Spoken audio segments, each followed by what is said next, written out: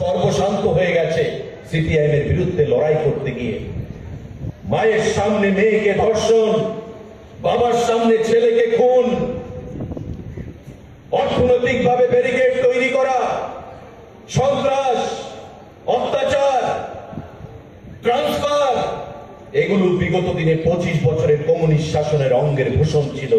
আজকে সেগুলোকে ভুলে দিয়ে বিগত নির্বাচনে আমরা দেখলাম ত্রিপুরা রাজ্যে কংগ্রেস এবং কমিউনিস্ট একই নৌকার মধ্যে চলে এলো, একটি বৃন্তে দুটি কুসুম। একই সঙ্গে তারা বলল যে বিজেপিকে সরকারকে পরিবর্তন করতে হবে, আমাদের একটাই লক্ষ্য, ভারতীয় জনতা পার্টির সরকারকে ফেলে দিতে হবে, পরিবর্তন করতে হবে এই রাজ্যে। আজকে যে সমস্ত নেতৃত্বরা কমিউনিস্ট পার্টিকে পরাজিত করার জন্য বিজেপির সঙ্গে এসেছিল, আজকে তারা বিজেপি থেকে বেরিয়ে গিয়ে বলছে যে এখন বিজেপি হচ্ছে আমাদের প্রধান শত্রু, আমাদের বিজেপিকে পরাজিত করতে হবে। তাই তারা জোট করলেন কংগ্রেস এবং সিপিআইএম এর মধ্যে। বন্ধুরা, মানুষ এ রাজ্যের জোটকে মেনে নেয়নি, ধরাশায়ী করেছে। সংখ্যালঘু ভাইদের আজান চলছিল, রোজার মাস, তাই আমাদের এই মিটিং চলছে। তাদের প্রতি সম্মান জানিয়ে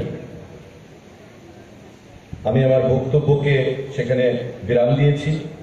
আজান শেষ হয়েছে, তাই আমি আমার বক্তব্যকে আবার সেখানে শুরু করছি। যে কথাটা বলছিলাম, যে যারা গতকাল পর্যন্ত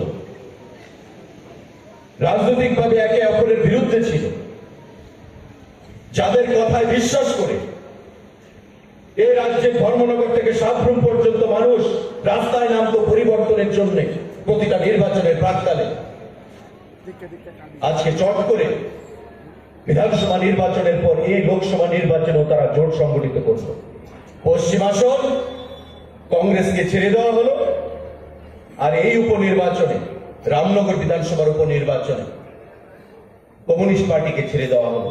আমি আপনাদের বিবেকের কাছে প্রশ্ন রাখছি বন্ধুরা, যে রাজনীতিতে মানুষের একটা বেসিক থাকতে হয়, যে আমার রাজনৈতিক প্রধান প্রতিদ্বন্দ্বীকে এই রাজ্যে যারা কংগ্রেস করেছেন, যারা ধর্মনগর থেকে সাবরুম পর্যন্ত পরিবর্তনের জন্য ময়দান কাঁপিয়েছেন, কংগ্রেসের হাত দিয়ে এই রাজ্যে পরিবর্তন আসেনি। এই রাজ্যে পরিবর্তন এনে দিয়েছে ভারতীয় জনতা পার্টি, ভারতীয় জনতা পার্টি, ভারতীয় জনতা পার্টি। নরেন্দ্র মোদীজির নেতৃত্বে এই রাজ্যের পরিবর্তন এনেছে। এই রাজ্যের নেতৃত্বে ছিলেন তদানীন্তন প্রাক্তন মুখ্যমন্ত্রী বিপ্লব কুমার দেব, প্রদেশ সভাপতি হিসেবে আমরা দেখেছি রাজ্য থেকে চষে বেরিয়েছেন, পরিবর্তন এনেছেন।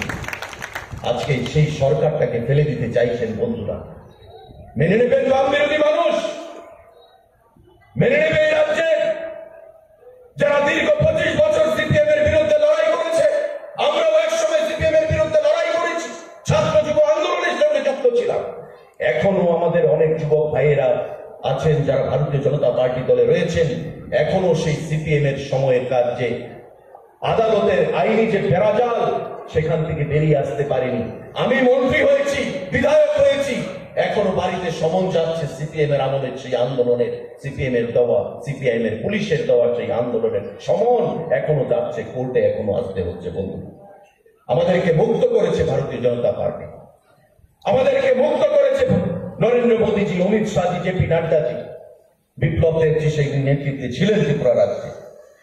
আর এই রামনগর উপনির্বাচনে আপনাদের হয়ে লড়াইটা করেছিলেন স্বর্গীয় বিধায়ক সুরজিৎ দত্ত মহোদয়।